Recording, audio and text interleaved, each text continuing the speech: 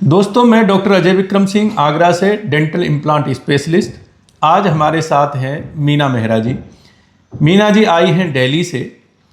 कुछ मंथ पहले हमारे पास आए थे और आपकी समस्या ये थी कि नीचे के पीछे की दोनों तरफ की जो दाढ़ें हैं वो खराब हो गई थी, निकल गई थी। तो चबाने खाने में खासी दिक्कत हो रही थी, क्योंकि दोस्तों हमें दाढ़ों की ज़रूरत होती है चबाने के लिए। आगे के दांत हमारे काटने के लिए होते हैं और पीछे की दाढ़ें जो है चबाने के लिए होती हैं। तो दोस्तों, अगर हमारे पीछे की दाढ़ें अगर चबाने के लिए नहीं है, आगे के दांतों का जो इस्तेमाल है वो जो है ना खाने को काटने का होता है और फिर हम पीछे ले जा करके दाढ़ों से चबाते हैं। अब क्या होता है कि जब आपके पीछे की दाढ़ें नहीं रहती तो हम आगे के दांतों से काटना और चबाना शुरू कर देते हैं, और उस वजह से चबाने में तो हमें दिक्कत आती है, क्योंकि लुक तो ठीक रहता है, क्योंकि फ्रंट के दांत हैं, पीछे की दाढ़ दिखती नहीं है, लेकिन चबाने खाने में खासी दिक्कत आती है। और कुछ समय बाद आपको एंटी च्यूइंग पैटर्न डेवलप हो जाता है, जिसमें कि आगे के दांत जो है ना फिर आपके घिसने लग जाते हैं और खराब होने लग जाते हैं, और जॉ जो है फॉरवर्ड हो जाता है कि जब हमें आगे के दांत से काटते हैं हम आगे लाते हैं जबड़ा। तो काफ़ी लोगों के जिनके पीछे दांत नहीं रहते, अगर वो समय से दांत नहीं लगवाते तो उनकी जो ठुड्डी है ये बाहर निकल आती है, ऐसे आ जाता है, तो उससे जो आगे से काटने उन्हें चबाना है, तो उसी वजह से फेस का जो लुक होता है वो भी खराब हो जाता है। प्लस हम ये अच्छे से जानते हैं कि पीछे की जो दाढ़ें होती हैं वो सिर्फ जो है ना हमारे चबाने का काम नहीं करती है, वो हमारे चीक सपोर्ट भी देती हैं। अंदर से गालों को एक सपोर्ट मिलता है, जिससे कि हम थोड़ा सा ना हमारी जो अवस्था है वो ठीक लगती है। नहीं तो हम जो है ना एक जो है ना कहना चाहिए वृद्धावस्था की तरह दिखने लग जाते हैं, कि अगर पीछे की दाढ़ नहीं है तो गाल हमारे पिचकने लग जाते हैं, अगर हम साधारण भाषा में बात करें। बहरहाल ये हमने एक नॉलेज के लिए बात की, तो पीछे की दाढ़ें हैं तो जरूर चबाइए। अगर एक तरफ दाढ़ें हैं एक तरफ नहीं है, मतलब अगर हमारे नीचे नहीं है ऊपर हैं, तो वो बेकार है, किसी काम की नहीं है। कुछ समय बाद लोड वो नहीं देते उनके ऊपर, अगर हम सालों तक देते तो वो दाढ़ें नीचे लटक के आने लग जाती हैं और वो दाढ़ें भी खराब हो जाती हैं। तो कई लोगों में ये पाया गया है कि सिर्फ नीचे के दांत निकलवाए, ऊपर के वैसे ही चले गए, क्योंकि वो इस्तेमाल ही नहीं। तो ये जो है ना, तो इस वजह से वो कमजोर पड़ जाते हैं और कुछ समय बाद जो है ना नीचे खिसक के आ जाते हैं और खराब हो जाते हैं, अगर आप बहुत सालों तक इस तरीके से अवस्था में रहते हैं। तो पीछे की दाढ़ें, अगर आपकी एक दाढ़ भी निकल गई है अगर, तो भी उसको लगवाएं, नहीं तो आसपास के दांत उसमें फिर टेढ़े हो जाते हैं, तो ये जो है ना आपके दांतों का जो भिड़ाव है वो सब बिगड़ जाता है। तो आपके पास 28 दांत जो है ना आपके पास जो है ना चबाने खाने के लिए ठीक से होने चाहिए। अगर आप फुल माउथ इम्प्लांट करा रहे हैं तो आपके पास 24 दांत कम से कम चबाने खाने के लिए होने चाहिए, तभी आपका खाना चबाना ठीक से हो पाएगा। मीना जी पे आते हैं कि आपके हमने पीछे की दाढ़ों में इम्प्लांट लगा करके और डिलेड टेक्निक में किया है। पहले इम्प्लांट लगाए, क्योंकि आपकी हड्डी भी काफ़ी जो है ना पिचक गई थी, मसूड़े पिचक गए थे, क्योंकि जब हम दांत नहीं लगवाते तो क्या होता है कि डिसयूज एट्रोफी हो जाती है, उसको बोलते हैं मेडिकल टर्म में। जिस अंग का हम इस्तेमाल नहीं करते ईश्वर उनको खत्म कर देता है।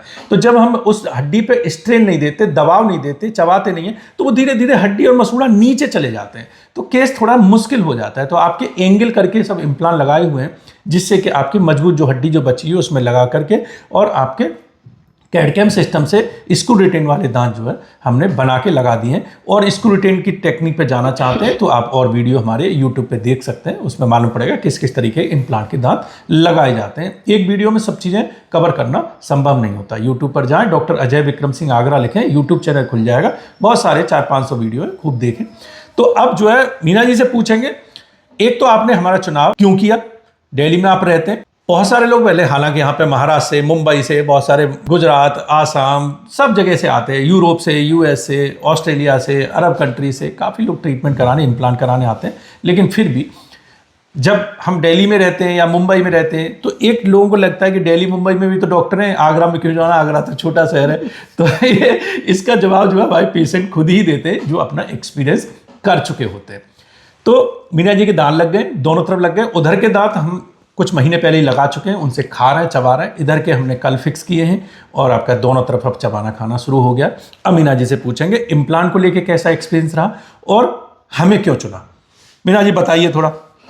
उसमें दिल्ली से मीना मेहरा, और मैंने डॉक्टर साहब का चुनाव बहुत लेट करा है। 2019 से ही इनका वीडियो देखती थी, कॉन्फिडेंस होते थे, फिर रुकते थे। दिल्ली में हमने कई जगह पूछा, कई लोगों से भी पूछा मैंने, लेकिन मुझे अंदर से डर होता था। लेकिन डॉक्टर साहब की वीडियो देखते देखते इतना कॉन्फिडेंस आ गया, मैंने कहीं कहीं कुछ नहीं दिखाया और डॉक्टर के पास मैं आई और उसी दिन मैं करवा के गई और बहुत अच्छा रिजल्ट है।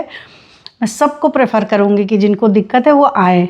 रहती दिल्ली में हूँ, लेकिन ऐसा मुझे कभी कुछ लगा नहीं कि यहाँ कराना चाहिए, क्योंकि डर होता है ना, डॉक्टर भी तो ऐसा चाहिए होता है जी कि भाई कॉन्फिडेंस है, डॉक्टर साहब ने हमारे साथ बहुत अच्छा ट्रीट करा। और मैंने पहले 6 महीने पहले एक तरफ का इम्प्लांट कराया था, इस बार दाहिने साइड का करवा के जा रही हूँ। काफ़ी अच्छा एक्सपीरियंस रहा है। चलिए धन्यवाद। चबाने खाने में आप जो पहले वाले दांत लगवा के गए थे उनसे सब खा रहे हैं? बिल्कुल बिल्कुल, कोई दिक्कत नहीं है। मुझे एहसास नहीं हो रहा है कि मैंने इम्प्लांट कराया है। तो ये है। और दोस्तों आगे वीडियो में बात करते हैं होने वाले, जैसे इम्प्लांट अगर आप करा रहे हैं कितना खर्चा आता है, इनका कितना लाइफ है, क्या मेंटेनेंस है, और ये क्लिनिक कहाँ स्थित है, ये सब चीज़ों पे थोड़ा सा बात और करते हैं। मुझे कभी कोई पेन नहीं हुआ, कभी कोई दिक्कत नहीं हुआ। लोगों ने हमें ऐसा डरा दिया था कि मैं सोचने नहीं पाती थी कि कभी इम्प्लांट जैसी चीज़ भी सोचूंगी, लेकिन कभी कोई पेन नहीं हुआ, कोई तकलीफ नहीं हुई। और डॉक्टर साहब का नेचर इतना अच्छा है कि आपको दर्द भी हो रहा होगा, वो पूछ लेते हैं हो रहा है नहीं हो रहा है। तो हमें कभी कोई दिक्कत नहीं हुई। अभी बिल्कुल फिट हूँ मैं। पिछले जनवरी में आई थी डॉक्टर साहब के पास और 6 महीने हो गए मुझे एक तरफ का इम्प्लांट कराए, दूसरी तरफ का आज करा करके जा रही हूँ। और अब बिल्कुल फिट हूँ, बढ़िया हूँ, और ना ही मुझे स्वेलिंग हुआ, ना ही कोई दिक्कत हुई, मुझे कोई ऐसी तकलीफ हुई नहीं। लेकिन कभी कोई ऐसा ना सोचे कि मैं दिल्ली से भी कुछ सोच करके ही आई हूँ कि दिल्ली में ही बहुत अच्छा है। नहीं, मुझे यहाँ इतना अच्छा एक्सपीरियंस है कि मैं बता नहीं सकती हूँ जी। तो यही है कि काफी लोगों का ये मानना होता है कि दिल्ली से आगरा क्यों जाएं, क्योंकि अब ये सोचने वाली बात है। हमें भी लोगों ने बोला था ऐसा। अब मैडम जैसे अभी नीचे देखेंगे तो कल एक साउथ अफ्रीका से करा के चले गए इम्प्लांट, वो गुजरात से बाबूजी आए हुए हैं, है ना, और कितने सारे लोग हैं, कोई बिहार से आया हुआ है, दिल्ली के भी लोग आए हुए हैं। तो सब लोग से जो है ना पूरा दुनिया से आते हैं। तो डॉक्टर आपको जहां अच्छा मिले वहां चले जाइए, ऐसा मन सोचिए कि नहीं हमें पास में अच्छे के साथ साथ ये होता है ना कि एक भरोसा होता है, कॉन्फिडेंस होता है कि नहीं, जैसे आप बार बार मुझसे पूछ रहे थे नहीं दर्द हो रहा है तो आप बताइए, हम सुन कर देंगे। हमने बताया हाँ हल्का सा पेन है, हाँ, तो तुरंत सुन करके फिर आगे काम बढ़ाना है, मतलब तकलीफ में नहीं करना है काम, तो वो थोड़ा सा ध्यान रखना है। तो ये है। और मेरा जी बाकी आपका धन्यवाद बहुत बहुत। और हम इस वीडियो में ये बात कर लेते हैं थोड़ा, उससे पहले लोग जो है ना अगर चैनल को सब्सक्राइब कर ले तो अच्छा रहेगा। काफ़ी लोग जो है ना वीडियोस देखते हैं, लाखों लोग देखते हैं। चैनल सब्सक्राइब जो है ना मैं समझता हूँ कि उस उम्र के लोग देखते हैं जिनको सब्सक्राइब कैसे करें, वीडियो लाइक शेयर कैसे करें। ये थोड़ा सा ना हम लोग इस उम्र में आके थोड़े ढीले पड़ जाते हैं, पर जो है ना किसी बच्चे से पूछा कैसे सब्सक्राइब करना है, बेल आइकन दबाना है, और वीडियो अच्छे लगते हैं लाइक शेयर करें। अब आगे बढ़ते हैं कि इम्प्लांट की तकनीक क्या है। ये दोस्तों एक स्क्रू जैसी संरचना होती है जिसको आपके मसूड़े को सुन करके लगा दिया जाता है। जैसे आपके नेचुरल दांत होते हैं, एक जड़ होती है और एक ऊपर दांत जो हमें दिखता है, इसी रूप में नीचे एक जड़ टाइटेनियम की लगा दी जाती है मसूड़े को सुन करके, और उसके ऊपर जो है दांत जो है ना फिक्स कर दिया जाता है। मोटे मोटे तौर पे अगर समझें तो डेंटल इम्प्लांट की तकनीक होती है। इसके द्वारा आप एक दांत, दो दांत, एक पूरा जबड़े में दांत, पूरे दोनों ऊपर नीचे जबड़े में दांत, ये सब जो है फिक्स करा सकते हैं। कॉस्ट की अगर बात करें तो कॉस्ट आप समझ लीजिए आज हिंदुस्तान में आप दिल्ली, मुंबई, आगरा कहीं पे भी आप इम्प्लांट, हिंदुस्तान विदेशों में महंगा है, लेकिन आप इंडिया में कहीं भी करा रहे हैं तो आप 15, 18, 20 हज़ार रुपये से लेकर के आप 45, 50 हज़ार रुपये तक के इम्प्लांट अवेलेबल है। कैसी क्वालिटी आप करा रहे हैं। कैप अगर आप लगवा रहे हैं तो किस तरीके के कैप्स हैं वो भी आपके पास जो है ना 7, 8, 10 हज़ार रुपये से लेकर के आपको 20, 25 हज़ार रुपये तक की डेंटिस्ट जो है कैप बताते हैं। जिनके पास कैड-कैम सिस्टम, डिजिटल सिस्टम अपने, तो उनके पास और बेहतरीन क्वालिटी अवेलेबल है, नहीं तो यूजुअली लोग 15, 18 हज़ार रुपये तक की कैप बताते हैं।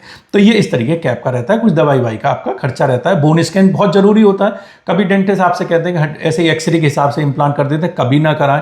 और जो है ना उनको भी प्रोत्साहित करें कि डॉक्टर साहब सीटी स्कैन कर लीजिए, क्योंकि उससे परत बाई परत हड्डी हम देख सकते हैं, कहाँ कितनी हड्डी कमजोर है, मजबूत है, किस तरीके से देख सकते हैं। एक्सरे से उतना आइडिया नहीं लगता है। एक मोटा आइडिया लेने के लिए आप एक्सरे कर सकते हैं। इम्प्लांट के लिए जरूर सीटी करें।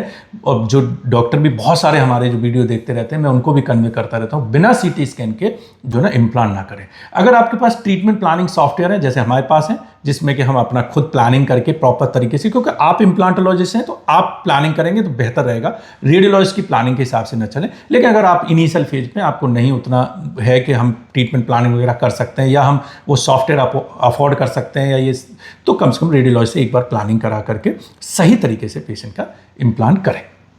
तो इस बात का ध्यान रखें। दांतों की इनकी लाइफ कितनी है?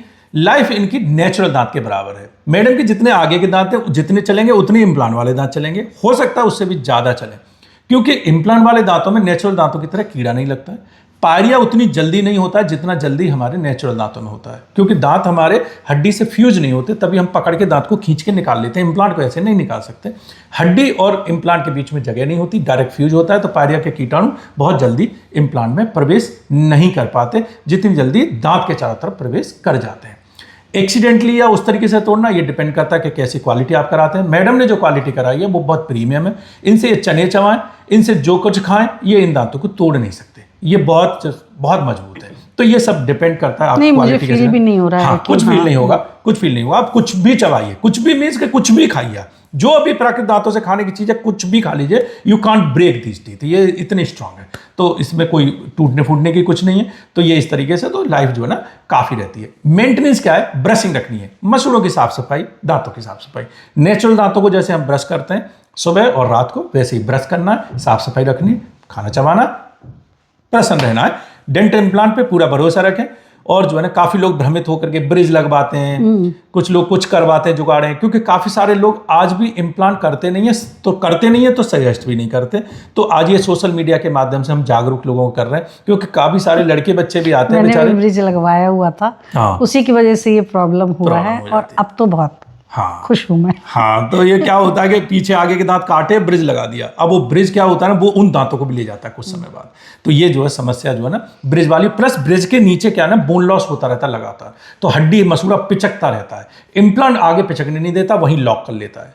ठीक है, जैसे पेड़ भूमि कटाव को रोकते हैं, उसी तरीके से इम्प्लांट हड्डी को पिचकने से रोक देता है वहीं के वहीं। और ब्रिज में ऐसा होता नहीं है, वो जो दांतों पर सपोर्ट है नीचे खाली है, वो सब जो है वो सफिशिएंट नंबर ऑफ इम्प्लांट लगवाएं। कभी कभी ये होता है, काफी सारे पेशेंट हमसे भी रिक्वेस्ट करते हैं, डॉक्टर साहब एक यहाँ लगा दीजिए, एक यहाँ लगा दीजिए। एक तो उससे मजबूती नहीं आती, दूसरा आपका बोन लॉस नहीं रुकता। ठीक है, तो अगर फुल माउथ इंप्लांट है तो वो अलग तरीके से होता है, क्योंकि उसमें एंगल करके इंप्लांट लगाए जाते हैं, तो काफी सारी बोन को लॉक कर लेते हैं और लंबे इंप्लांट लगाए जाते हैं। जब आपका पार्सल केस हो रहा है तो कोशिश करें ज्यादा इंप्लांट लगवाने की। जैसे मैडम के हमने काफी इंप्लांट इसीलिए लगाए कि आगे बोन लॉस ना हो। ये नहीं एक इधर लगा दिया, एक लगा दिया, एक तो क्या फेलियर का चांस रहता है, क्योंकि वो लोड इतना, देखो भगवान ने जो दिया, भगवान ने एक दांत पे पीछे की दाढ़ों में दो तीन जड़ें दी हैं, कुछ सोच के दी हैं। अब आप ये सोचें कि टोटल जो है 8 जड़ हो रही है, 8 जड़ों के ऊपर 2 जड़ें लगा करके उनके ऊपर लगा दीजिए, नहीं, क्योंकि वो उतनी बोन भी नहीं मिलती है। तो डेंटिस्ट के एडवाइस के हिसाब से चले, इम्प्लांट की संख्या भी प्रॉपर रखें, तो और तब जो है ना आपका जो ऊपर दांत है उनके लिए भी सपोर्ट बेहतर रहेगा, जिसमें कि आपका जो है ना खाने चबाने का अच्छा रहेगा। तो ये हम कन्वे करते रहते, क्योंकि हमारे पेशेंट्स काफ़ी वीडियोस देखते रहते हैं, तो वो अपना एक माइंड सेट बिठा लें कि हमें क्या कैसे चुनना चाहिए। कभी कभी डॉक्टर से आर्ग्यूमेंट करने लग जाए, डॉक्टर जो है बहुत सारे एडवाइस कर देते, कोई बात नहीं, एक यहाँ लगवा लो, एक यहाँ लगवा लो, यहाँ दांत लगा देंगे। वो फिर कुछ देर बाद हाथ में आ जाता, कहते हैं इम्प्लांट बेकार है। इम्प्लांट बेकार नहीं है, वो आपने जो है प्रॉपर ट्रीटमेंट प्लानिंग या तो आपके डॉक्टर ने की नहीं, और उन्हें लगा कि आप पैसे खर्च नहीं करोगे तो आपको चालू काम कर दिया, या आपने उनकी बात मानी नहीं। अच्छे डॉक्टर पे गए तो उन्होंने सजेस्ट किया, उन्होंने कहा डॉक्टर साहब पैसे बचाओ, 2 ही लगा के लगा दो। तो लोग काफी हमसे भी रिक्वेस्ट करते थे कि डॉक्टर साहब आगे 2 दांत इम्प्लांट लगा करके पूरा जबड़ा फिक्स हो सकता है। अरे मैंने कहा भैया क्या मतलब, बिल्कुल झोला छाप डॉक्टरी करानी तो कराओ, आपकी मर्जी जहाँ कराना है, हम तो नहीं करते, लेकिन जो है ना ऐसा ना करें। एक प्रॉपर तरीके से जो ट्रीटमेंट प्लानिंग होती है उसी पे जो फेथ करें। आपको लगता है कि डॉक्टर अच्छा कर रहे हैं तो उनकी बात माने और उसके हिसाब से कराएं।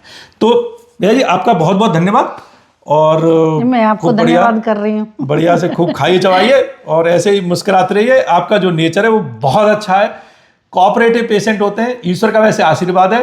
99% पेशेंट हमारे पास जो है ना बहुत कोऑपरेटिव है, सब प्रसन्न मुद्रा में आते हैं, प्रसन्न मुद्रा में जाते हैं। हाँ, इतना अच्छा से मेरा हुआ कि मुझे जरा भी महसूस नहीं हुआ। डर तो मुझे दर्द का था, दांत लगने का नहीं डर था, दर्द, लेकिन दर्द बिल्कुल इसका भी नहीं क्रेडिट हुआ। बहुत सारा आपके लिए जाता है। जब हम अपने डॉक्टर पर पूरा विश्वास करते हैं, उनके ऊपर छोड़ते हैं, उनके हिसाब से अपना चलते हैं, तो जो है ना रिजल्ट भी बेहतर रहता है।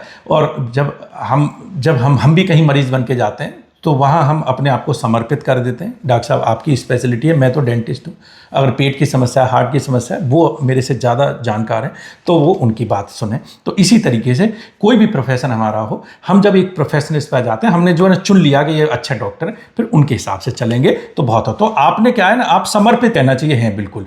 आपने कहा डॉक्टर साहब जैसे आप ठीक लगे वैसे आप करिए, वहाँ डॉक्टर की जिम्मेदारी बन जाती है कि वो बहुत और बेहतर तरीके से काम करें और जो है ना किसी तरीके की तकलीफ ना होने दें। तो आपका कॉपरेशन बहुत ही थ्रू आउट द प्रोसेस बहुत रहा है, और जो है मैं बहुत अच्छा एक्सपीरियंस लेकर के जा रही हूँ। बहुत डरपोक हूँ, लेकिन बहुत अच्छा एक्सपीरियंस। अरे आप बहुत हिम्मत भरो। ठीक है, आपका धन्यवाद।